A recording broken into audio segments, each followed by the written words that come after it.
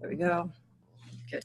So before we get going with the whole training today, does anyone have any questions to start with, just to get them out of your mind?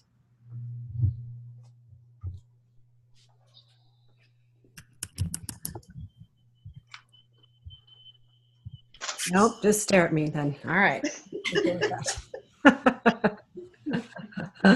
Vaughn thought that was really funny. That joke doesn't get old. There we go. Okay, guys, so if you have any questions, then we'll just put them into the, I'll mute you and we'll get going. So, yeah, if you have any questions, just go on in there. I mute everybody at once. Mute all. There we go. Okay, great. So, like I said, this is going to be a fairly big training. It's the second one that we're having in our series. So we have one of these a month. What I do is I put them next to, or I follow them up with a mastermind roughly a week later. There's a reason for this because we give a lot of information during these trainings. And if you come up with any questions, we want to address them as soon as possible. So today what we're going to talk about is how to build that list, build your list, because number one, excuse me, if you're a speaker, the most important thing that you need to be doing is building your platform. That is gaining that recognition. That means having the followers on social media. That means having the thriving email list. That means the Facebook group. So we want to make sure that you have a place to collect the people who are going to become your raving fans. Yay! We're going to talk about how you can sell. And I don't mean the act of, you getting on stage and selling. I'm really talking about the logistics. Do you have your e-commerce set up? How are you going to take money? Because when people want to book you, they want to give you a credit card. They want to give you, different ways of doing this. They don't want to e-transfer you. There's also a lot, and trust me, I know this, and you can ask Melissa. There's a lot of cross-border stuff, so you want to try to simplify things as much as possible. We're going to look at the technical side of podcasting. I kind of blended the two things together because we have, there's a lot of questions. And I think when we get into the technical piece, it starts to elicit a little bit of fear. So I wanted to do this where we could talk. We're going to talk about Facebook groups. There's some, they're important. There's a lot of mismanaged Facebook groups out there, and I've done it myself. But they can have a profound effect on your business, on your relationships. They're very, very important. And then we'll go over some Q&A. So the first thing, we're going to jump right on in, and I can't actually see anybody. Can you guys all hear me? Everything good? Okay, good. I'm not showing you my screen, am I? All right. I just realized that as I was doing this. Nice. That's why I couldn't see you. There we go. This was what I read. You would have seen it. It was delightful. So let's keep going. So we're going to start with just how you're going to build your list. Again, that's that platform. So number one, and I know this is a real problem and it's a challenge for a lot of people, but you got to have a place to collect those emails. You need to have somewhere where you can get people to sign up with you in some regard. And I know that there's a lot of programs, there's a lot of software, there's a lot of things out there that will tell you that you need to do this, and there's so many choices that it can become completely overwhelming. So by the end of this call, I'm going to give you some good suggestions on how you can really, how we can solve these problems. Before I keep going, one thing I want to just let you know as well, if you have, if this starts to feel overwhelming, because I've got a ton of information for you today, don't worry, we've got a whole system in place, a whole checklist, everything to help you out on the back end. Oh, wow, that's really interesting. So you need to, they're popping up in crazy orders, I love it. So what we want to do is we want to grow that list of yours. So we're going to talk a little bit about how we can grow the list. This for me is a conversation that's going to be ongoing throughout the entire year because I am list OCD. I think it is absolutely the most interesting part of being a speaker because essentially what that means is this is your audience. These are your listeners. These are your viewers. We're going to again talk about how you can build your list using Facebook groups and pages, and then how you can also use those Facebook groups to engage in market research.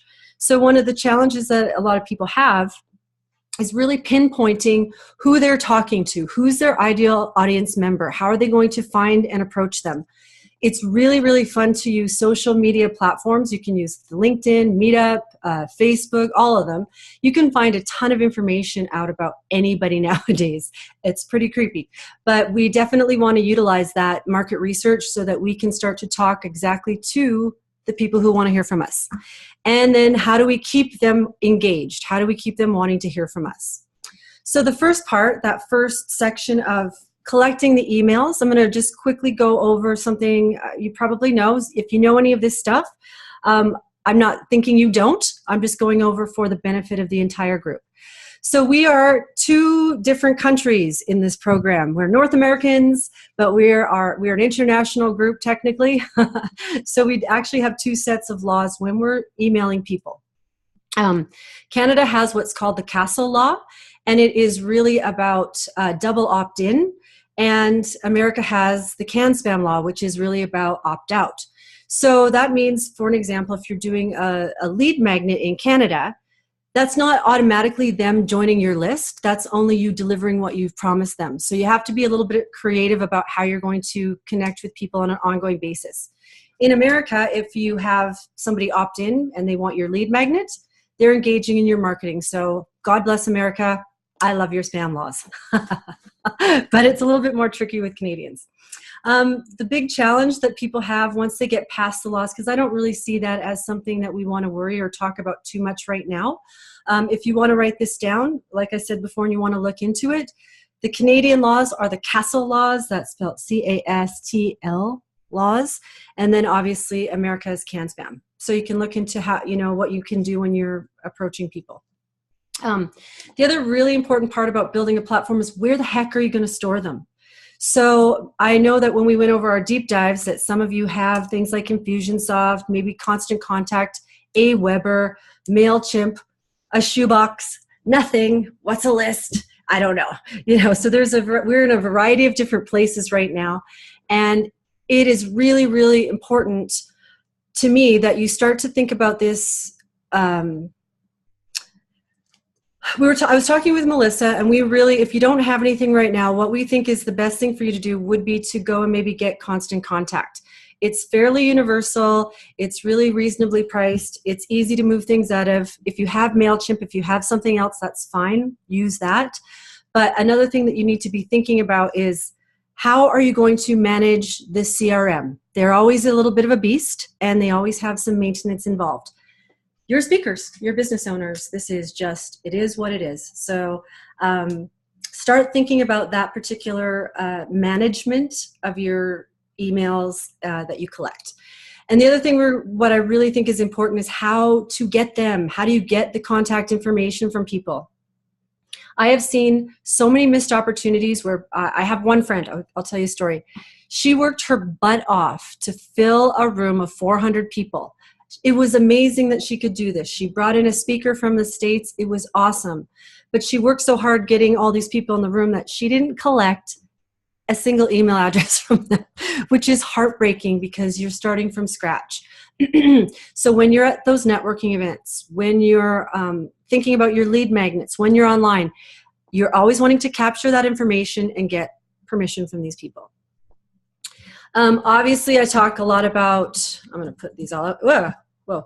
So the interviews, this is a really great thing to do, and you've already been doing this with the practice of our podcasting.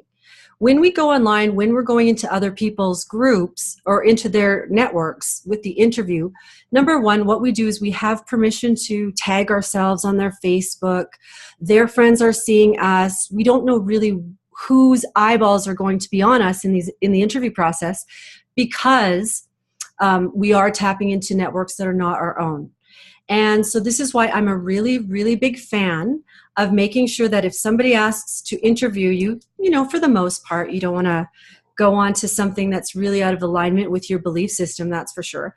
But, doing a lot of interviews, I did this several years ago, literally one of the best things I could have done. I would interview people. I started off with that. I'd ask them, and then they would ask me back, hey, I'll interview you. And then their friends would see it, and then they would ask to interview you. So when you're starting out, make sure that you do that. You can plug those on your Facebook groups. You can put them on your websites. You can send them in your mailing list. It's just a really great practice. And I think that as a speaker, your face needs to be out there as much as possible. Now, when we move into the podcast bullet point here, I'm technically going to show you exactly how to do this today. We're going to open up Facebook. I'm going to show you exactly how to turn the interview that you're creating into the podcast format. So a video is MP4, a podcast is MP3. When you're out there doing the Facebook Lives, when you're doing your Zoom calls, you have the possibility right then and there to be creating the content for the podcasts. There's a little bit of editing, and we're going to talk about that in a bit as well, but you want to be thinking about things. And I talked to Vaughn, actually. Vaughn said, how do I know if I go back over my videos, which one would be a good one to be in a podcast? And I told him, if you're saying things like, look at that thing over there, isn't that amazing? It's probably not going to be great for audio because they have no clue what you're talking about. Just so you know, and it's a little side note here, I'm a big fan of leveraging my content and syndicating my content. So when I do a Facebook Live, a Zoom call, any kind of recording, I'm uploading that and I'm putting it on YouTube. I'm putting it as an article on LinkedIn. I'm putting it on Facebook. I'm stripping the audio and putting it out on a podcast. So you do one thing and you get that much reach. You can also you can do it yourself, or you can transcribe this into a blog. You can get that on Fiverr. And if you don't know what Fiverr is, it's a great little site, Fiverr, I think. Fiverr. They do work for $5, and all of this kind of, you can get editing, you can get copywriting. What they're doing is they're really using this as a means to show you their work, so maybe you want to engage with them in an ongoing fashion. But I know people who get their logos done. They get a lot of work done with very reasonably priced. We're not going to talk too much about telesummits today, but we are going to have a whole section on quite a few of these, actually. So this is kind of the high level of how to grow your list. But telesummits, if you get invited on those, or if you have the opportunity, which you do, to go on them, they are really, really good because they are set up from the host to have opt-ins, to have all of the technology in place where people are logging in and giving their email addresses. So this is something that you don't have to do. Is there a chat? I have a chat. Yeah, oh, good one. Christina said rev.com is also good for transcription. But anyways, telesummits, they produce a lot of leads for you. Now, bear in mind, they're colder leads. They tend to be, because it's just such a broad group of people. You could have 40 people on that. We're going to do a lot of work on JV partnerships because I personally, and this is a commentary that I believe, I think they're being done fairly badly. People go, can you promote me? Can you promote me? And there's no connection. There's no real, there's some tech involved when you have a correct joint venture partnership because you want to be fully transparent. You want to make sure, number one, that you're actually really understanding the person that you're promoting. And so I don't do tons and tons. I get a lot of requests to do a lot of mailings and partnerships, but I don't. I want to work with the people that I know about their business and I can talk about it really well. So one of the things I wanted to sidetrack and point out here, why I really think that the mastermind in Hawaii, it sounds luxurious. It's an amazing thing. We're going to have so much fun. But at its core, we're getting together and we're starting to really know each other as people, as friends, as business owners. So it means a lot to me. And every one of the different activities that we're doing that Melissa and I have been really working on talking about here is how does this deeply connect you guys? How does this make you become really wanting to support each other? Because when you want to support each other, one of the really neat things that happens is that you start to come up with creative ideas. And for me, that's the most interesting part about doing a partnership is like, how can I take, what Victoria's doing and blend it with what Natalie's doing and come up with something really neat? There's a lot of collab events that happen this way. There's a lot of just straight up cross promotion. We're going to do a lot of talking about that and looking at the technical stuff. But I don't want to overwhelm you because I'm about to overwhelm you in a little bit with all the podcast technical stuff. You're welcome. The other thing that's really important to grow your list is something called lead magnets. And I touched base a little bit about those on the, a little friend. Look at this. Isn't he cute? They're really important, and you're always wanting to test your lead magnets, and that's things like your white papers, your webinars, your free reports, whatever they are. It really doesn't matter. Your consults. What happens is they sign up somewhere and give you information about themselves, either in a Facebook group or on your email collection modality. That's what you want to call it. And they give you that information so that you can deliver something to them so that you can contact them later. It's really, you can do this through SMS, which means text messaging. A lot of speakers are doing a lot of stuff with SMS. Again, it's just something to put in the back of your mind and to think about. That would be something like, hey, audience sitting in front of me, if you text into this number, I'm going to give you my free script on whatever it is that you're talking about. And then you're collecting their information in that regard too. Meetups. I love meetups, and I love them so much for collecting leads, even more than a Facebook ad, which I didn't even talk to you really about anything paid here, if you'll notice. Not much of this is something that you have to invest money in. Meetups are, and I'll show you this, we'll do a real live demonstration here in a minute, but the meetups are totally underutilized, if you ask me. And I think that there's a whole training, and I'm going to do a bonus training on this as well to show you how to do them properly. As a speaker, I said this at the beginning, you want to be collecting leads.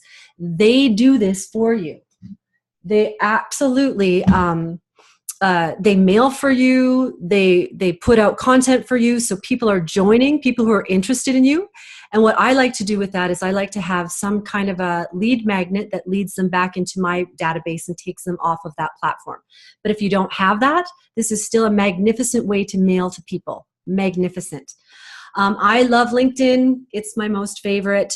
One of the things about LinkedIn that they used to do and they don't do anymore is they used to allow you to do keyword searches with zip codes. And now you have to buy Sales Navigator to get that. And people make fun of me for this, but I will tell you, if I had to do any kind of sales prospecting, software purchasing, if I only had one, I would get Sales Navigator. That's where I would spend my money. It's, I don't know, $60 US a month. So it's not cheap, but it allows you, again, to go get the keywords. It allows you to use zip codes, and it allows you to connect with people so that you can invite them to events, to prospect who's having events that you could be booked at. It's a gorgeous tool, something to kind of put in the back of your mind. I'm going to do a whole, again, like a LinkedIn training, a meetup training as, bonus snippets. I'll record them for you because I think they're very valuable. The other thing is I was talking about leveraging your content, and you need to have a YouTube channel, especially if you're doing podcasting. There's a lot of talk about, should I use Vimeo? Should I use Wistia? Should I use this fancy place to hold my videos because it has better quality? Should I put this directly on my website? I like YouTube.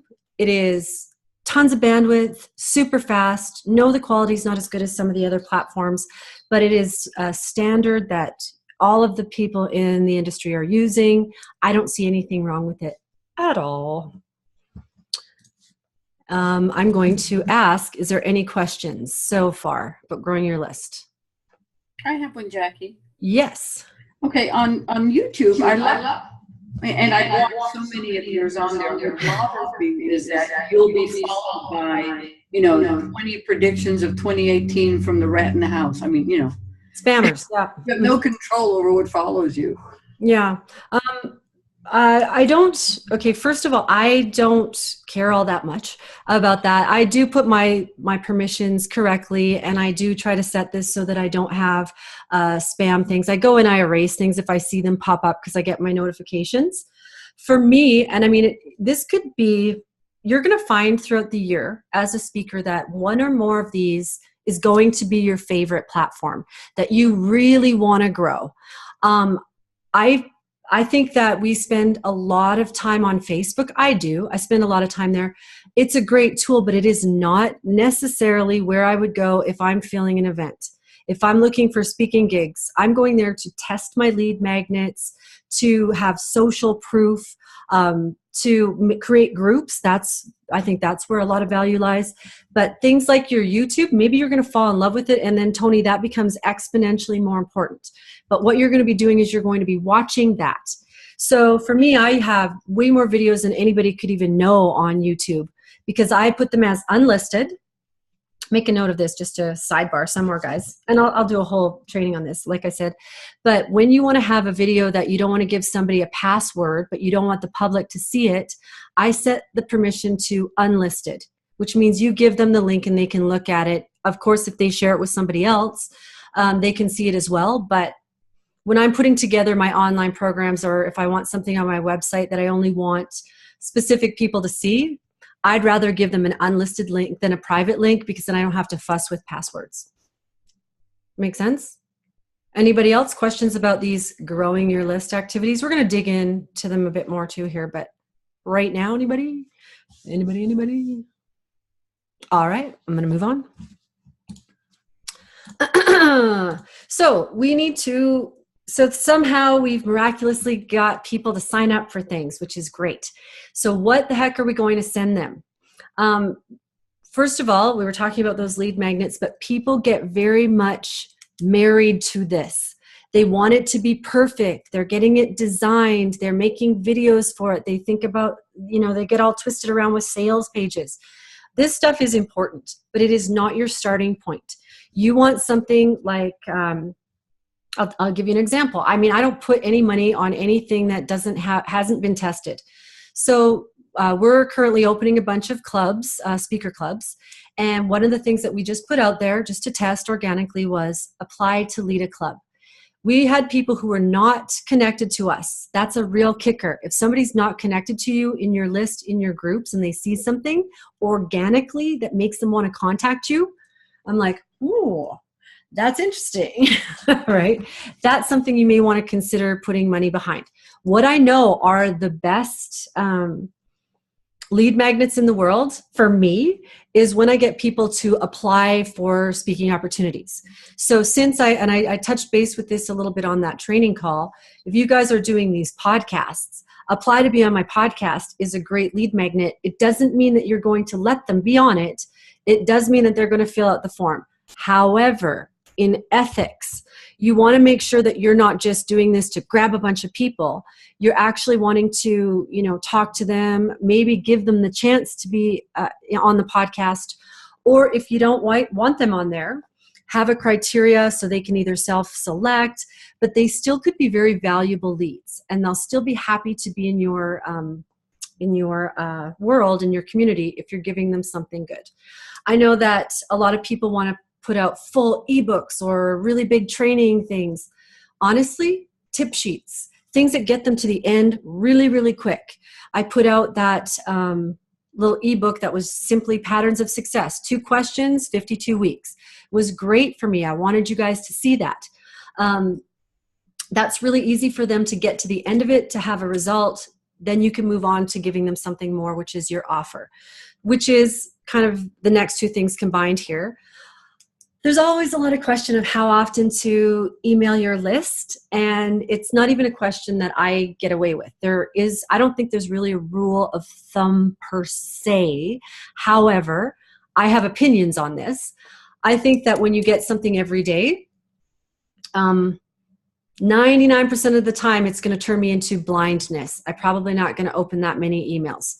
We have a lot going on in our company. We've got clubs and different communities. So we have a real struggle trying to figure this out as well. So with so much going on, we feel like we're going to give them a once a week kind of, here's some information for you. I think really in the position that you guys are in right now, if it was me and I had to lay my money on it, I'd say every 2 weeks, once a month is really great to give information to your list. And what is it that you're going to give them? Because you don't want to just be giving them offers, and you don't want to just be asking them to sign up for stuff. This goes back to that nurture component. It's a great thing to give them? Podcasts! Value. It lends to it as well. Tips, your videos. A lot of these things are just really, really, they lend themselves to nurturing your list. People want to hear them. Making your offers. Sorry, my children are texting me in there. Apparently don't like standing on a street corner. So I'm just going to say, yes, I'll pick them up at that appropriate time. Making your offers is sort of that dance. And I like, give some value, make an offer. Give some value, make an offer. You know, you're not always wanting to scream at them, come to my event, buy my thing, do this. But you're allowed to make an offer after giving so much value because they want that. They'll want it after they're like, how do I go further with you? So for everyone, when they're mailing or posting, because if you don't have a way to mail to people right now, then you will utilize this with a Facebook group. So when you're mailing or posting, you want to watch what's really keeping people engaged, and you want to make your offers mindfully. And I think the very best rule of thumb is, how do you like being marketed to? You know, it's kind of how the rule of thumb I like. So I kept talking about this, and we'll dig into all the logistics in a minute here, but I love Facebook groups and pages for target market research. And I was talking again to Vaughn yesterday and just showing how you can really look at what's going on in your client's life. So for an example, I was actually talking to Stuart, and I said, tell me about the people who came to your event and purchased your package. And so we found out, you know, where are they on LinkedIn? Where are they on Facebook? What kind of groups are they in? What do they like? You will find keywords and you'll find patterns, and you'll go, I see. What Vaughn said was, can't I get stuck down a rabbit hole? Sure. We can creep into their pictures from junior high, but you want to be mindful, like every other process that you put into your business. You know, you can set a timer, you can commit to only a certain amount every week, or go down the rabbit hole. You might find something interesting. Sometimes you slip down there, and I saw things that I was like, wow, that's a fantastic idea. I love what this person's doing. You're going to also want to be thinking about external groups and how to find them.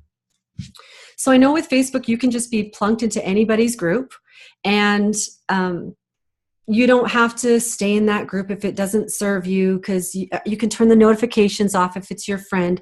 But if it's something that's where you're going to get people who are interested in what you're doing, you want to belong to these groups.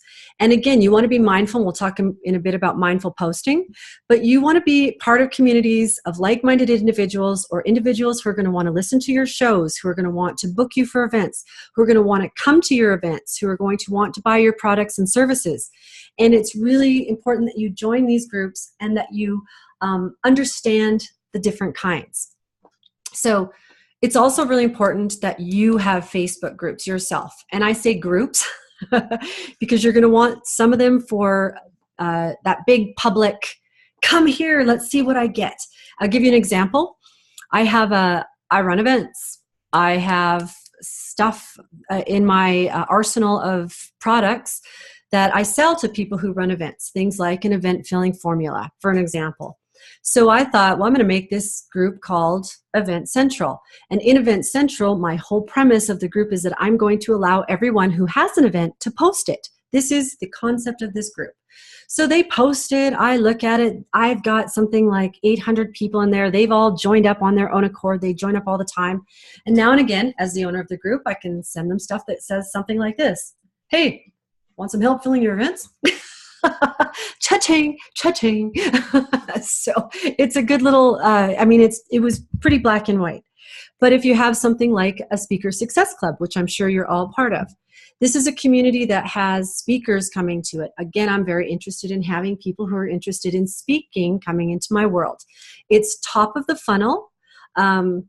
When I say top of the funnel, that's that attraction phase where we're getting the people in and we're sorting them out to figure out who's going to be our audience member, who's going to book us, who's going to be our clients. So it's really important that you have that funneling process. You have that groups before events. The speakers retreat, which you guys all came to, that was a really good group. I was really proud of what I did there because I gave a ton of value and I kept everybody engaged. You wouldn't think that's important if they've already bought a ticket or got a sponsored ticket, right? but it really is, because it's part of something called a Drive to Attend campaign. If I don't keep them nurtured, maybe they won't come. People buy $700 event tickets and never show up. So I definitely wanted to keep in front of them so that they would come, so I could keep reminding them of things to keep them engaged. Not only that, what it does with that particular process, you don't want somebody who's simply buying a ticket to your event that doesn't really know you to sit in your audience when you're making a large scale offer, because they need to know you more. So who said it? Tony. Tony's like, I watched a lot of your Facebook posts, and you'll see that I put YouTube videos on the back of things all the time, and I just keep filtering out information that I create, because it's a relationship that we're building. They get to know you without you even being there. And it's really important for you as a speaker, because they feel like they know you. And I get this a lot where people go, I feel like I know you, or I saw that video you did. And I'm like, what video? I have no idea what we're talking about. So the different kinds of groups, continuing on that vein, there's private groups, which is something that Spotlight Elite is. And I want to emphasize, really, really hammer home the importance of groups like that. You're in a program with people who are definitely seeking the same kind of results as you. So you might think to yourself, well, they don't have what I want. They're seeking what I want. How can they help me? Really, again, I'm going back to that creating relationships. You don't know. I don't know who Tony knows. Maybe her people are very interested, and now I'm getting a relationship with her. We're networking, we're brainstorming, we're relationship building. But there's also some very pragmatic reasons why we want to do this as well. And one of them is the podcast that I keep pushing you guys to do, which I'm so loving what you're doing, by the way. We need to go through a system to get sponsors. That's essentially what I'm interested in for you. So what a sponsor wants to see, that people listen to you, that you have groups, that you have connections, that you have relationships, that you have downloads. So when we're in a community like this, we can bootstrap with each other because we're like-minded. I can say, Christina, can you go listen to my podcast, or at the very least click on it? Click, I got a metric. And we need that kind of information for our sponsors. Mindful posting, what that means to me is I read what the groups are all about before I just start splashing them. Sometimes I get a little guerrilla, and I try, because I was a theater producer forever and ever, and we had no money, and I kind of had to. So it's in my blood. So, but I still do want to understand, and I take the time to read every group that I join. Some of them will say, you can post everything you want here as long as you use this hashtag somewhere in it. Cool. Some of them say, promote yourself, but only on Mondays. So what I do is I just get an Excel spreadsheet. We know what days we can post. We know where we can post. We know when we want to post. One of the struggles that everyone has, myself included, that we're coming up with some great systems on, is a posting schedule. Really creating, how do you get that content out with always recreating the wheel? So what we're going to do is we have some people who Melissa's been looking at hiring, and some people we're working with. Every bit of content that you have, you make sure that they have this in a folder. They can post this for you. They can come up with a schedule, or you can do it yourself. But if you're hiring out, what happens is they start to understand your voice and the way that you talk, so that they can sound more like you. I've seen over and over and over again people hiring a social media manager for a lot of money. They don't know what to post, so they try to get the social media manager to do it for them, and they post cat pictures or whatever. Not good. I'm on a tangent because this is like probably the greatest thing I've ever seen. Bad in the entire universe. It was a Chinese restaurant, and they wanted to have a Facebook page, and they were trying to get people to like it. So they thought, sorry, I can't even say it. It's so good. They thought that they would post a picture of a cat, but it wasn't like a cute cat picture or a meme. It was just like a picture of somebody's cat. Sorry. It was like, this is the greatest day of my life. I cannot believe I'm saying this. Anyway, that's a tangent. Does anybody have any questions so far about this? We're going to look at it too. Questions before we move on? Okay. This is a problem for people. We need to have a way of processing credit cards. If you don't have something, you need a PayPal at the very minimum, something that you can get on your website, but you need a PayPal business account.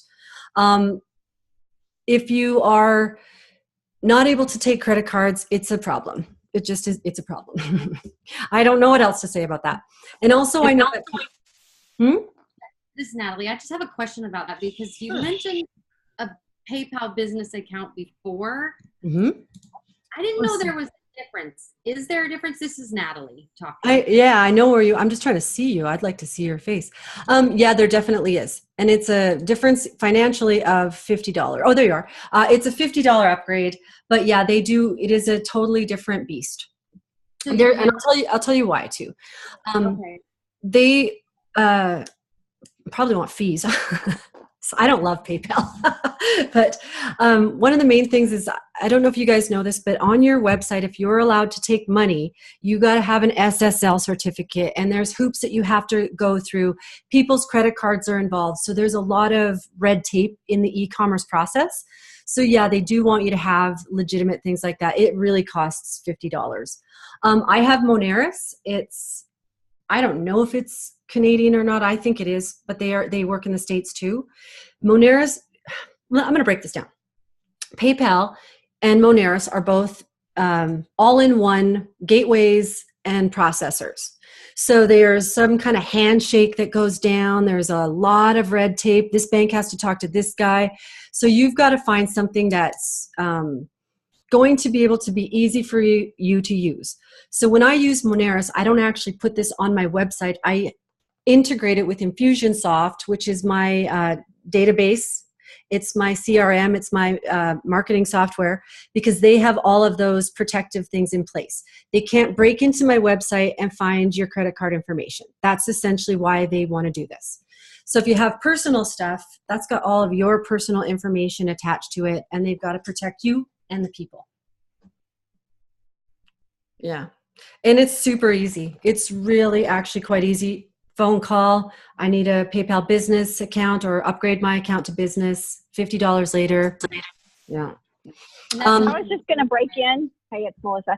I didn't have to pay anything to upgrade mine. Hold on, I turned my video off. I didn't have to pay anything to upgrade mine, and I don't think in the U.S. you have to. I'm not sure. Dare you? But oh. I know. But you do have to pay fees every time you charge it. So, for instance, if you're going to charge about $1,400, it's about $70, like service fees. Mm-hmm. You can write them off on your taxes in the end, but yeah, so that's just, and I really don't think it costs anything. I was able to do it without even talking to anybody by just going to the website and figuring it out. Okay, that's interesting. I'm not 100% sure, or if I had to pay, or if the people that I've been working with had to pay because they were integrating that with like a marketing automation and needed an API, or like a lot of complicated stuff. Either way, it's really, really easy, and I don't love PayPal, but it's easy to get it, and you need something, right? And so Lorna says WooCommerce is free to use for users of WordPress. I'm not really sure about that. I still think that you need something, or you're paying something, but I don't really know. Things like, what else do we have? What would be kind of more up-leveled one, Melissa? We'd have things like, there's Stripe. Stripe. Is Stripe an open source? Is that like yes, I believe so. So I'm going to explain that really quick, just because I think it's important when you're taking money and also giving money. The Square, the Readers, the Stripes, the things that you can sign, they're open source, which means that your information isn't overly protected. Case in point, I bought a coffee in Canada and they sent an email to Melissa. It's a little weird. So it's really easy for you to take people's money, but they're not as locked down. There's not as many protective things around it. Still, so another one is PayTrace. It's one that is pretty affordable, but it's more of a like Moneris. Yeah. So a Moneris is not. It's not the best thing in the world. I don't affiliate for them. it's just that when you get one, that you've gone through all of the rigmarole, you've gone through the hoops, you've put your terms and conditions somewhere on your website. Like, they want a lot of stuff from you when you start to get into proper systems. And it's something to know that's going to happen. But I also have a PayPal, because you also sometimes simply need that, because that's just something that you unfortunately need. So I wouldn't recommend one or the other per se. I just know you need to have something that you can take credit cards, and you need that sooner rather than later. And I'm not going to lie, it's not the most fun thing in the world. The other thing is having something to sell. And I know that sounds kind of funny. I know a lot of people that I've talked to in the group are trying to move out of the one-to-one coaching model. They're trying to move into a mastermind, a group coaching, an online program, something else that they're trying to move into. And there's also the smaller products. We have revenue ascension models, things like our books, things like our trainings. When you're making your lead magnets or even workshops, sometimes you're accidentally going to create something that you could just sell as sort of top of the funnel tripwire. I'm going to use better language. I'm sorry if you know this, but a tripwire is just simply like a small product that gets people to give you their credit card, because a buyer is exponentially more likely to become a proper buyer. If you can get them to take out a credit card and to hand it, even if it's for a couple bucks, they're way more likely to purchase from you than if they don't. So again, that whole idea of the podcast, that's why I'm making sure you have something to sell. Then where are you going to put it? So if you can't put it somewhere, like if you don't have somebody managing your website, if you don't have an email, there's some of us don't have all the tools right now. And I know that there's a lot, because this is just part of how business runs nowadays. It's a great truth, but it's also an unfortunate truth, and it can be an overwhelming truth. So Melissa, can you pipe up? Where'd you go? I'm here. You were Zoom restarted. Yeah. One of the things we were talking about is we're putting a page for you guys if you wanted to put on your products on our websites, on our marketplace. What we do here what we're going to do is we have affiliate tracking links. We have the whole gamut. So essentially, you'd give us content. We'd give you back an affiliate thing so you could log in and see it. I would recommend doing that even if you can sell your own products, because you get the traction of other places. We decided this because of the challenges that we're seeing with our group. We need places for people to put things like their books, their podcasts, their programs. If they don't already have that, that is an option for you.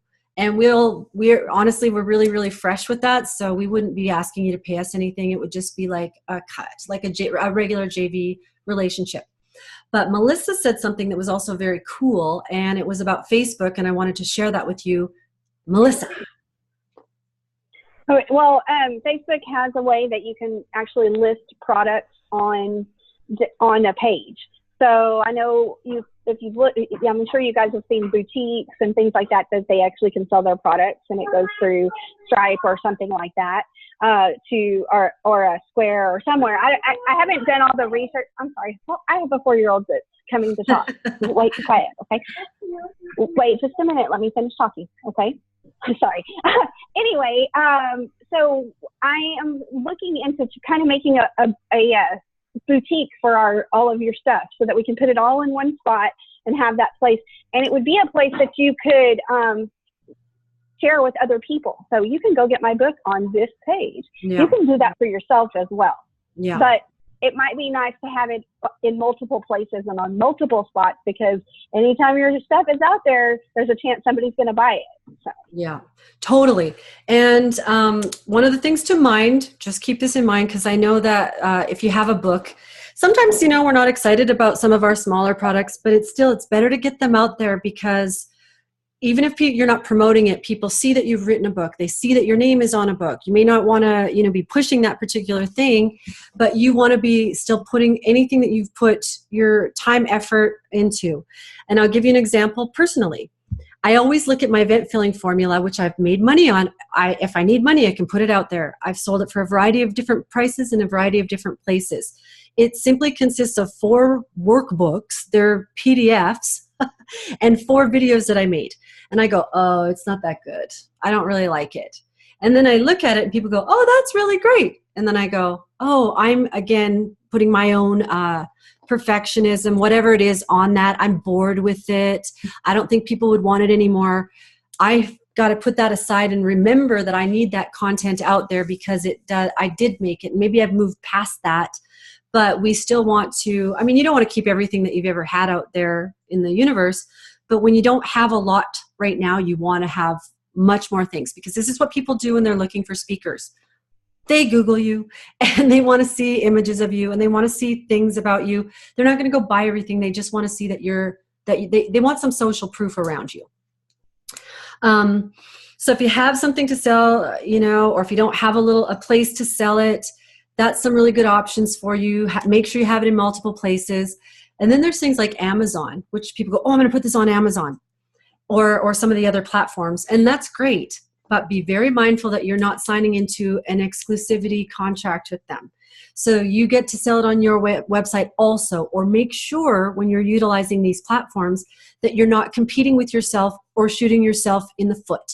So if we go, yeah, put it on our marketplace, you make darn well sure that we don't sell it for anything less than what you tell us to sell it for. Amazon can take your price and change it any old time they want. So you can have a $50 product on your website. Amazon goes, I want to move this. Nothing's happening over here. We're going to sell it for 10 cents. And they can. So keep that in mind.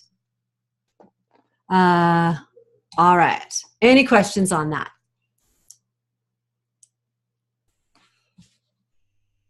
Moving on. Join a marketplace.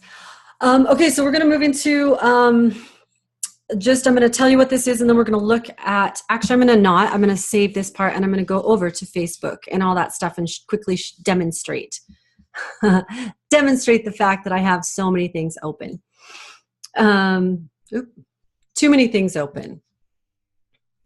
So here's sort of where we're talking about the Facebook groups, right? So I'm going to do a whole training on this, but I wanted to show you, well, this one's Event Central. So if I go into my discussions or what have you, or members, how many members do I have in here? 765. So this is a really great group for me. You're going to want to go and look at the about and make sure that you read this thing and that you participate mindfully in people's discussions. One of the things I don't have here, but I totally am going to do, and I recommend you doing this, is putting a lead magnet in here. So it would be like, this is a great group for people, blah, blah, blah, blah, blah. If you're interested in this, you should definitely click on this link. I'm missing the boat on this one, and I'm going to make a note to do that because that is a opportunity that I'm completely missing. People join this of their own accord. I don't put them in there. So make a note, lead magnets in the description of your Facebook groups. The other thing that you're going to want to do is, and I was talking to one of the clients about this who was going to put on an event. Who came to your event? What did they look like on social media? So let's just go into, let's just say it's, I'll pick on this guy because it's none of you guys. So if I'm looking at this profile, so say this person came to my event and I just go over here and I'm I'm looking at what he's got going on. I'm doing some market research. I can just click on more. When I click on more, I can look at really interesting things. Likes. If I start seeing the same like come up over and over again in a specific group that I've joined, I'm going to be able to use this information in my keyword targeting searches when I'm doing ads. I'm going to use this keyword targeting when I'm doing LinkedIn, when I'm looking for the demographics. It gives you a ton of information. You don't have to spend all day looking at every last living thing. You can do a pretty simple, like, okay, I see this guy's really into business. He likes small business. He's a small business owner. Here's some of the companies he supports. The other really cool thing that I like to look at is things like the check-ins. Where do they hang out? These are people that bought things from you. They tell you. They tell you where they hang out. It's a really ridiculously simple thing to do, and it's been one of the most important things that I've ever done when I'm looking to find people to target to come to events or things like that. So I'm like, wow, okay, so he hangs out at these kind of places. Great. I look at this I can go into sports, I can get keywords there, but I don't usually. What I do is I look at events. What events did he go to? Oh, I'm also seeing what events are in town. Guess what, guys? You're speakers. Side benefit. You could apply to speak at these things. It's pretty, no brainer. It's, you take a chunk of time in your week. You can look up speaking opportunities. You can find keywords. You can find new clients. And I can click more and look what else I can do. Here's my favorite one. I'm showing you my favorite one. Groups. What groups does this dude belong to? Do I want to belong to them? Do we have groups in common? So I'm going, oh, look at, he's got, he must have came from Toronto. But see, if I'm doing events in Victoria, I'm going to go, yeah, I want to join that group for sure. Oh, look at this. This is a networking thing because I do these speaker clubs. Look at this, Alberta Entrepreneurs Group. Why am I not part of that? I live in Alberta. I'm an entrepreneur. It's as simple as that, right? Oh, look at that. He's in one of my groups. That's where I found him, Jackie. That wasn't smart. And look at, now I'm a member of these two groups over here. Sometimes they ask you questions. Sometimes they, you're pending for a while, but it really is pretty awesome. So now let me go over here. So if I want to really go down that rabbit hole, I can continue to go and I can go, all right, here's the entrepreneurs group. What kind of members do they have? Alberta Entrepreneurs. And I would see people that I know, people that I don't know. I can look at them and go, well, is anybody here look like somebody who would be of interest to me, for an example? And you kind of look at them and you sort of see, like, Myrna is a mutual friend. That's really cool. So you can kind of get an idea of how things interconnect. And I don't want it to become something that, oops, he's messaging me because I joined his group. You don't want to go down the rabbit hole, but you definitely can gain a lot of information by doing this. So again, just to recap, this is keywords, potential clients, groups that you can post mindfully in. So if you're doing your podcast and it's all about Alberta entrepreneurship that week, I could go over to this group and I could put something on here like, hey guys, I just made this podcast about this. What do you think of it? I'm still posting mindfully, if that makes sense. So I'm able to utilize the group to expand my reach. Whew. Questions on that one? That's a lot, I know. Anybody? How you guys feeling, y'all? Okay. One question. Sure. And this is kind of on topic but off, but if we were going to develop a page, is it a page, a group? Do we want to keep it public? Or to me, there's so much confusion around that. Is there just one way that you suggest that we do it and stick with it? Yeah. So this is the, you have to have a business page, or, I mean, you're speakers. I wouldn't probably have a business page if I was going to start now. But I have no choice because I put a lot of work into this page. And as you can see, where am I? Come on, don't be slow. I've got something like 15,000 followers on this. I'm not going to change it up. I mean, maybe I could, maybe there's a way to switch it over, but it kind of works as my overall business page. And this is not where I post here. You have to run your ads from, you can run them from groups, but you want to run them from your business page, your fan page. You can have a community page. It's really simple when you're setting this up, but when I think about this part of it in the grand scheme of things, this is your page. This is like, hey, this is where you can create an offer, right, Melissa? Create an event. Yeah, you definitely want to have this. Yeah. But this is only one thing that you need. You need to have a Facebook page if you don't have one. You could have a couple. I have one. I don't hardly use it anymore, but I have a couple, but I have this one, Festival of Health and Wellness. I wanted a separate page for a specific conference that I ran. I don't necessarily think you should get bogged down and have a whole bunch. I think you should try to do a really good job on one to start with. For you guys, because you are really selling you, I would really want to recommend that you do this as a speaker public profile fan page, or use you as the business page. I mean, you can use your business, but I would like to see you guys promoting you. When those groups, you have to have a group as well. You have to have a, oops, it's my child. Sorry. Hey, Amy, I'm just on a call. Can you give me a little bit longer? I know, I'll call you back, okay? I'm sorry. Bye. So you really need a group. You're going to need that top of the funnel group.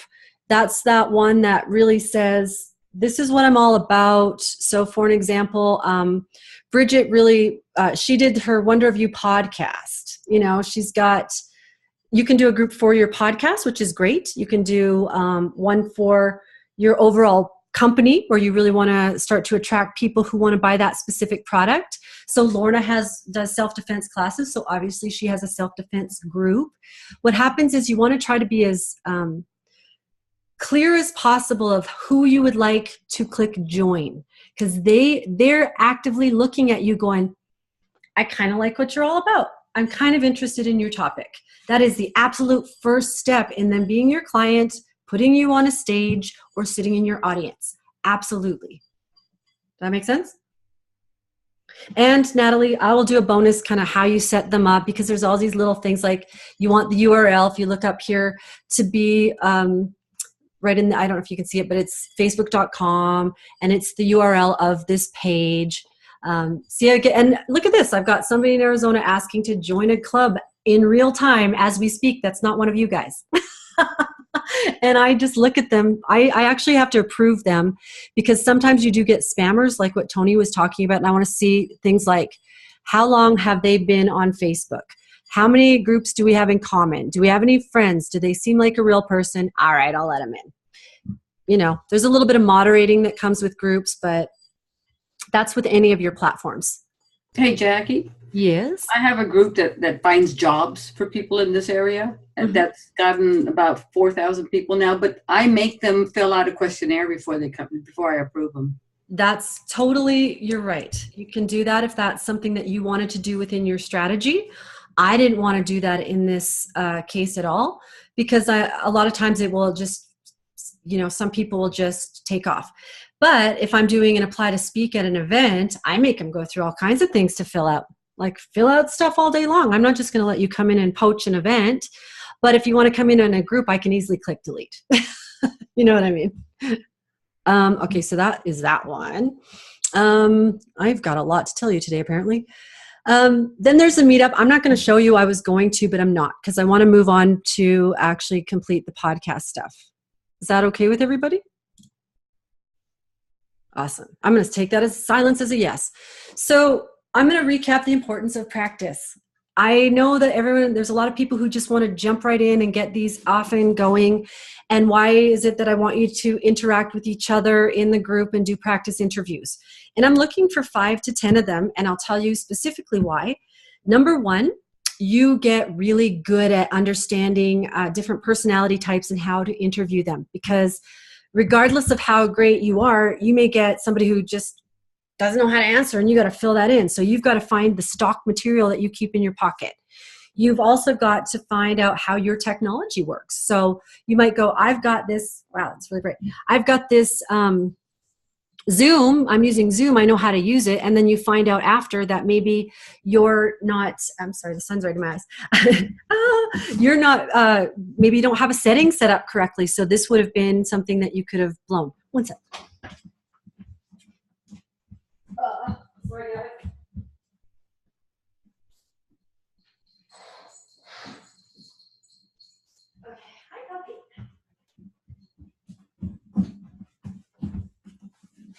And I'm back. Sorry about that. That did not help at all. Okay. So you also want to make sure that you understand what other people are doing on their end. So maybe you go, I got this down, and people will go, I don't know where I'm supposed to click. And for some reason, their technology doesn't look anything like yours. So you've got to go, well, what do you see? What button should you push? What do you know, maybe you've already got that dialed in. I'm fine if you do. But you also want to build those relationships with people, and to honor them in the group by allowing them to practice with you. So it is, again, it's really important. It helps you guys get to know each other, generate those ideas. Creating the show is nothing more. What I've only had you doing right now is having some kind of mic or not. I like this Blue Yeti, by the way. It cost me, I don't know, costs a couple $100 in Canada, less in the States. Or you can go on Amazon, you can get something really cheap, but this is really the most important part of podcasting is the sound. However, if you're making a video because you're on the go and Nicolas Cage is right there, you do the podcast with him and the sound is fine. It's really more important that you get great content. So creating the show is you had some kind of video, you did a Facebook Live, you did a Zoom or something, and then that's all we've done so far. I'm going to just skip out of here and show you what you will do after that. So we've created ourselves, we've created ourselves something like I'm going to find you an MOV. So I got to move a bunch of stuff. So I've got, say for an example, here's his welcome recording call. It's done on video, right? I've made this. How on earth is this a podcast at this point? I'm putting this on LinkedIn. I'm putting this on Facebook. This is great. This is where I create it nice and raw. But I want to turn this into that MP3. I just go to File, Export, Audio Only. What? Save. It's nothing more than an MP3 now.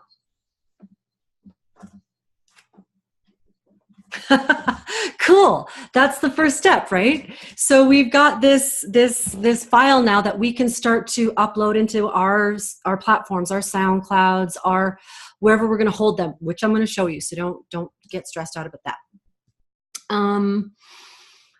There's a little bit of finagling, I'm going back to this now, in editing your podcasts. And I think that this is something, and you're going to have an activity that we're going to go through right after this. You're getting a workbook and everything.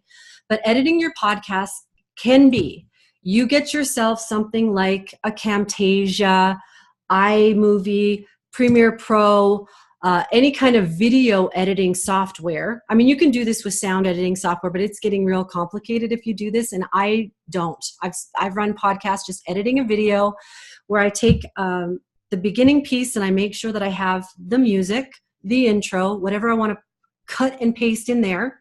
There's a learning curve. I'm not going to go through it right now. If this becomes a struggle in this program, we've got a system after this to take care of that, but I'll just give you the high level. You cut in the intro. You have the piece that you've just exported. This is why I wanted you to keep them short, to do them all in one take. You plunk that in. You cut in your commercials. You cut in your outro. Now you can take that, export that into an MOV file, which is a movie file. You strip it down and now you have the audio. It's your complete podcast episode. It sounds complicated. It's not. That's one thing that you can do is you can find these particular editing software and you can go through it. It's simple. If I can do it, you guys can do it. We can even do like a bonus training on a platform if you want to, or you can go to Fiverr, or you can get a video editor on board who does this for you, or there's a lot of different options. But you need to understand now that you're taking this and you're going to be moving it into a podcast platform that there is a little bit of editing. And I don't want that to be a struggle for people. You can also, if you're like, I'm not editing anything, I'm going to do my podcast where I say my intro and everything right off the hop. I have my mid-roll right in between, which is your advertiser, and you say it there and you do it all in one shot. You can also do that. It's perfectly fine. If you're stressed about it, when we go to Hawaii, when we go to the implementation retreat, when we mastermind together, when we're physically together, this is a year we're doing this. We're going to implement. We'll go, let's cut it in so you can do this. Does that make you guys feel okay? I like Natalie's face. Natalie, do you feel okay? Good. Anybody else have any questions on that? What I'm trying to get at here is I know that this gets a little bit, Terry, yeah. Are you talking to me, Terry? Yes. Okay. Couldn't unmute fast enough. Okay, I've real quick, could you go through that those steps again where you had the video there and then you went to file? The way that you yeah. Now I'm on a Mac, so I don't know if there's a discrepancy between Mac and PC, but what I do is I have, actually, there's another step too. So say for an example, you do this on Facebook Live, right? So say you just throw down a Facebook Live, you don't record this somewhere else. I'm going to go to, let me just grab something here for you. Spotlight Elite. We'll go here. I have to get past all of your guys' posts, but I'll go scroll down. I believe you have to own your own video to be able to do this, but I think most of you probably know it. But I'm going to do this just real quick anyway.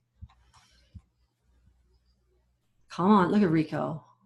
Victoria, nice. Shh, doggy. Pablo. Sorry, guys.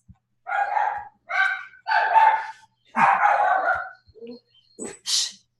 Okay, so you double click on your video, right? If you did this, shh, Pablo. Sorry. If I double clicked on this, I find those 3 dots, wherever they are, or I do my download. Where am I? I don't know, maybe I'm not an administrator, but you can, do you know how to download your video? Sorry, the dog. Pablo, don't do that, buddy. Shh, shh.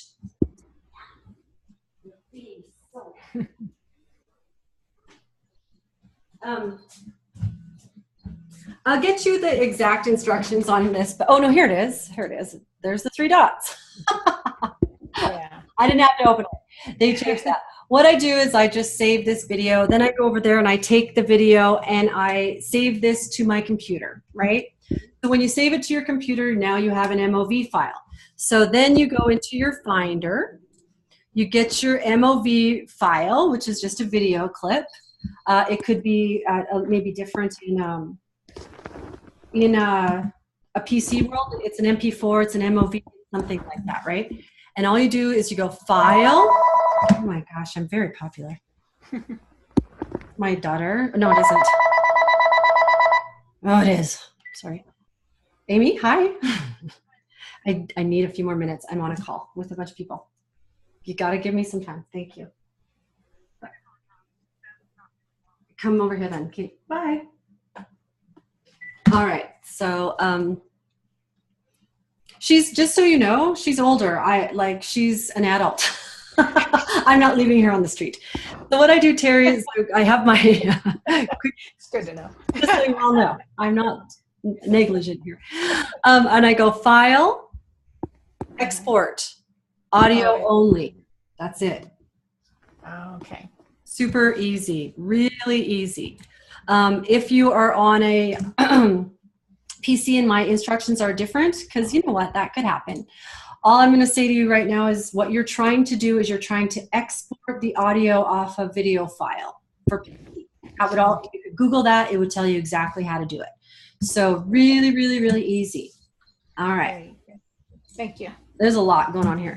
So the podcast platform that I'm going to get you to do in your homework is Spreaker.com. I talked to you a little bit about that before, and that is this particular platform. And what I love about this, I'm just moving all my stuff over from a Libsyn and a plugin that's on my website, and it's very complicated. This is an all-in-one. This gives you a public profile. So you basically have a web page here that you can send people to. It connects to your Facebook, to your Google+. It has your podcasts on here. It's got a lot of likes. I've researched this platform. You get 5 hours completely free. They have a lot of support. You essentially have a page here. This is where you can have different episodes, different shows. You can see your followers, who you're following. It's really quite great. Then when you're creating, it's really cool. You just upload your files right here.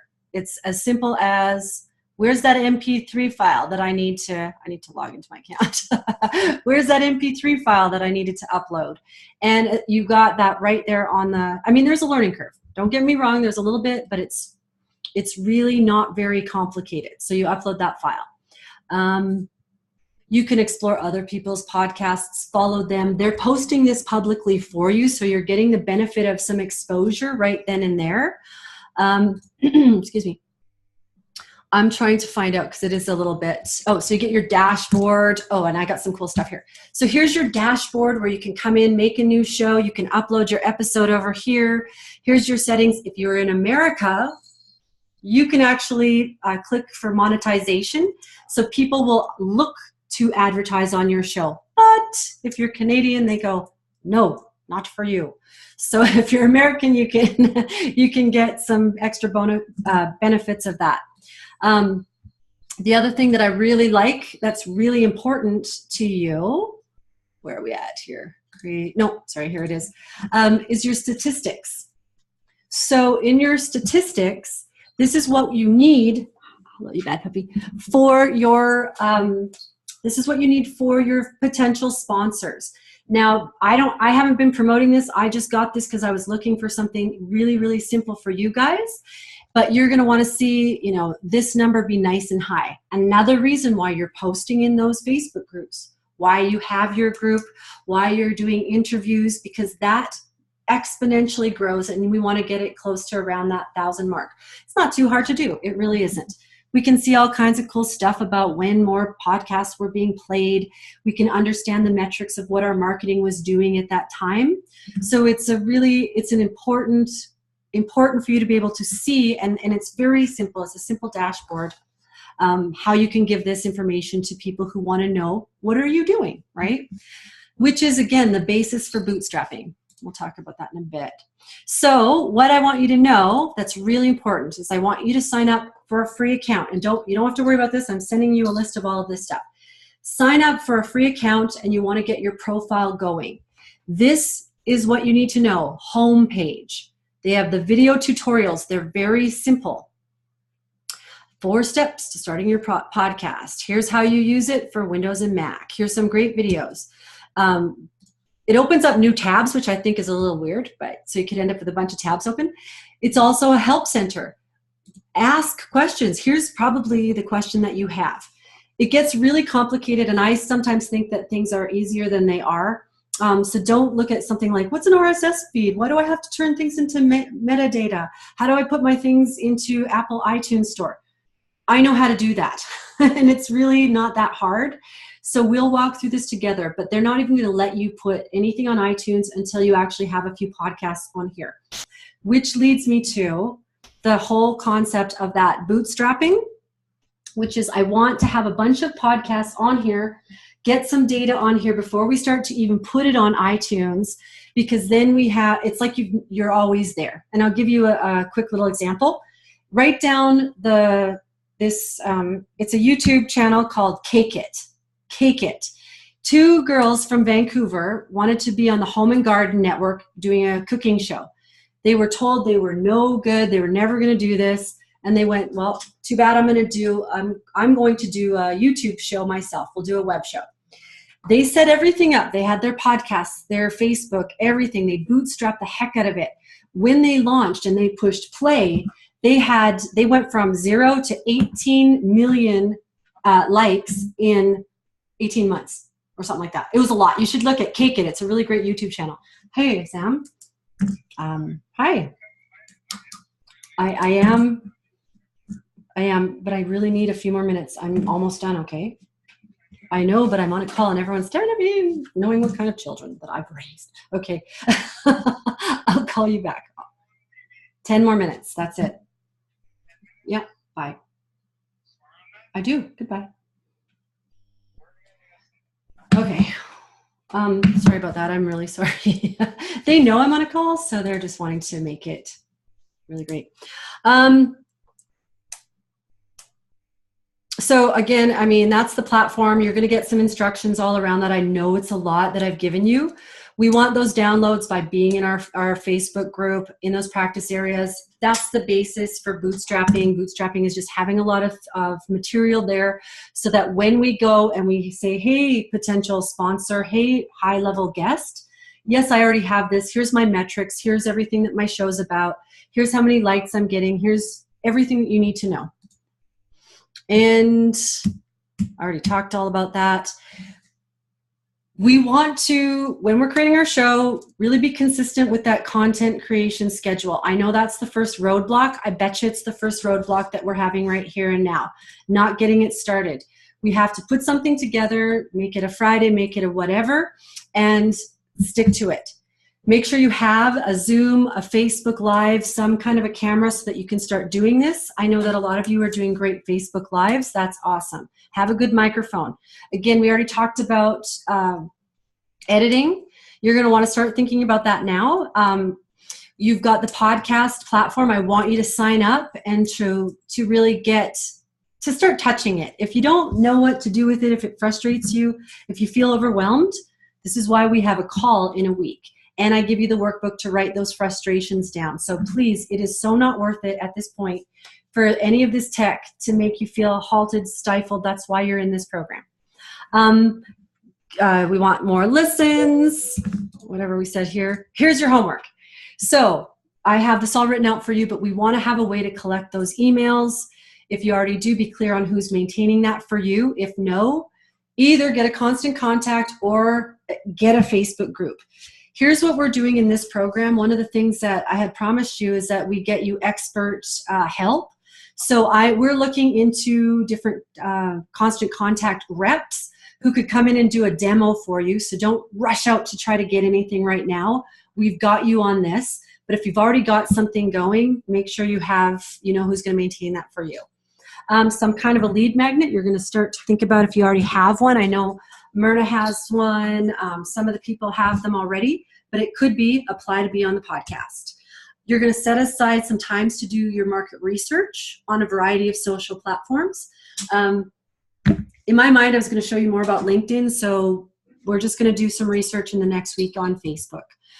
Commit to nurture people by sending them something or posting at least once a week if you can. This stuff is not urgent to me, but this is. I want you to start thinking about creating that Facebook group, creating a YouTube channel, getting that Spreaker account. That's really, really important. A list of questions for next week's mastermind. If you have anything that comes up that you want to ask me, the group, about this training, you're getting a document after this, which is going to really help as well. Determine what you think you'd like to do around that editing process. Start thinking about it. Continue to practice podcasts. If you're finished and you feel like you're ready to create the real episodes, go on ahead and you can start compiling those. Get a Zoom account. Find 10 new Facebook groups. These are kind of my goals. Research 10 new avatars or people. So here's the checklist for everything I just said. Whew. Wow. So, actually, I want to show you one more thing that's coming your way. Sorry. One more thing.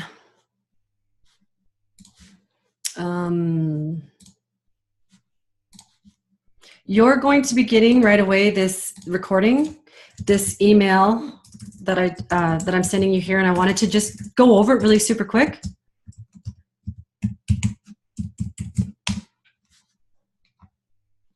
And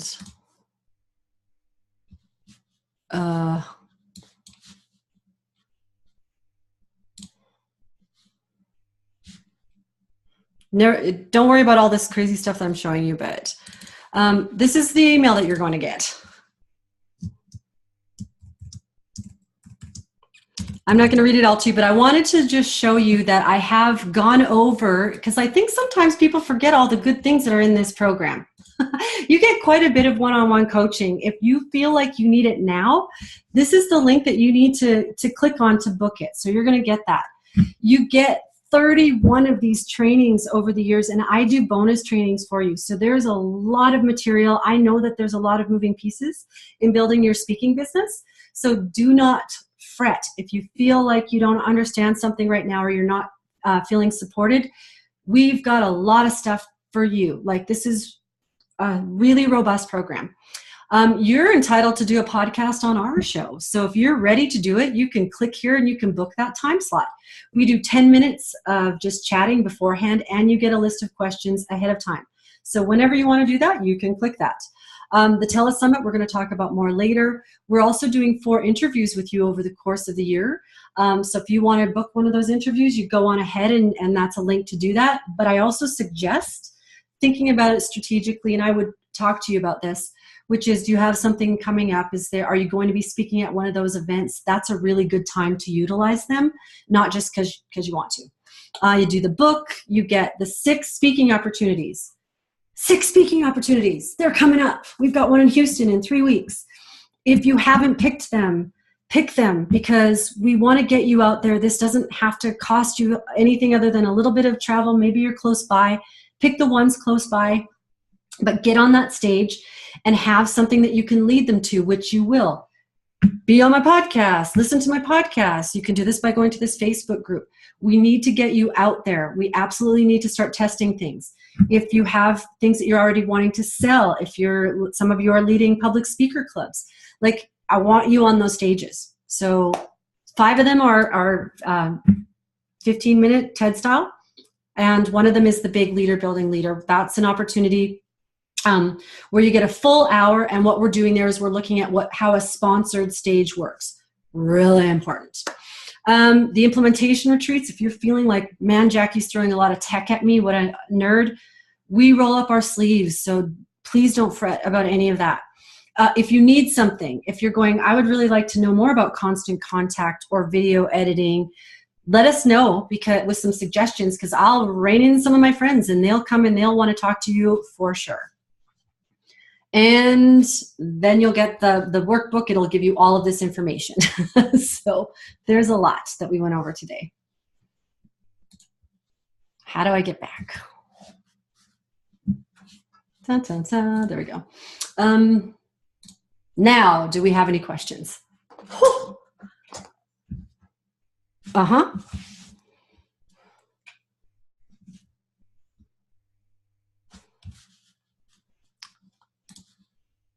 There you go. Hi. So the video or the email that you just showed us that you're going to be sending to us, does that include the homework assignment? Because I could not write that fast. I know. There's too much. It has an entire workbook for you. And that workbook has, did you do all of these things on the checklist? Did any of these cause you any problems? Where did you need help? What questions do you have?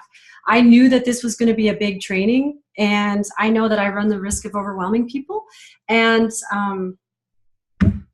you're good. So when you talked about the K-Kit thing on YouTube channel, how do you spell that? Is that K and Kit? I don't know. I didn't say that. No, you were talking about K-Kit. Cake. Cake, like CAKEIT. Okay. Great. It's a cool little YouTube. They're out of Vancouver. It is wicked, their story. They crushed it by just being really ready, bootstrapping, going through a foundational process. They make I don't even know what they make now, but they were making monetizing just from YouTube in the 6 figures. Nice. Just for making their shows. So, yeah. Good. Thanks. Mm-hmm. Anybody else? Questions? This is so exciting. It's a lot, I know. And I don't want people, I know that some people are like, let me at it. And some people are like, oh my gosh, I don't have time. We're all at different stages. Just use the program. That's why I felt like I really wanted to lay it out again for you, so that you could really understand that sometimes you're just looking at this material, you might feel all by yourself, or you might not understand that every one of these things has a process, that the Facebook group is really there for us to not just be speakers, but to get into everybody else's networks and communities, and to support each other on ways that we can't even imagine at this time, right? Mm-hmm. Jackie, I have a question, but I can ask, I guess, Melissa. It's about the 13th. So, yeah, thanks. Yeah, okay. There is an event on the 13th in Houston. Right. Well, my question is, there seems to be one at 9 to 3, and then there seems to be one at 7 to 9:30. So We are not doing one from 7 till 9:30. That's a speaker club that you made those dates, did you? okay, And we have a totally different event. I'm not sure why your event is on the same day as ours, but that's what I'm confused about. okay, well, you picked that date. We gave you the hot sheet. That's why I'm going right back to the very beginning of this program.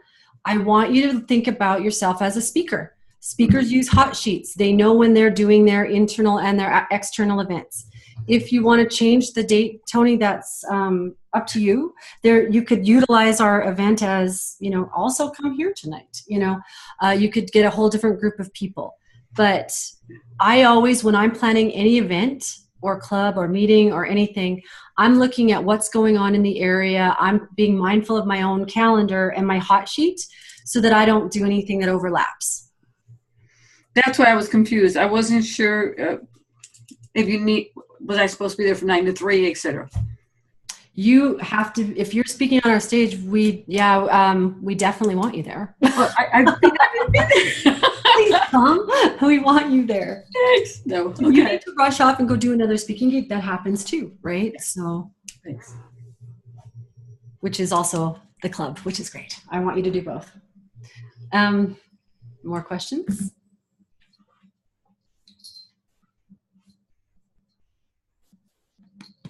Sorry about all my children and my puppy today. Don't get your kids, you terrible mom. I know. I'm a terrible mother. They're awful. Merry mother. Christmas. Yeah, you guys are wonderful. Let's just quickly look if there's any questions here. Cake it. Yeah. Yeah. All right, you guys. Merry Christmas. Reach out. Merry Christmas. Put yourself in my calendar, and we'll talk to you soon. Bye, everyone. Okay. Bye. Merry Merry Christmas. Christmas, everyone. Merry Christmas. Holidays.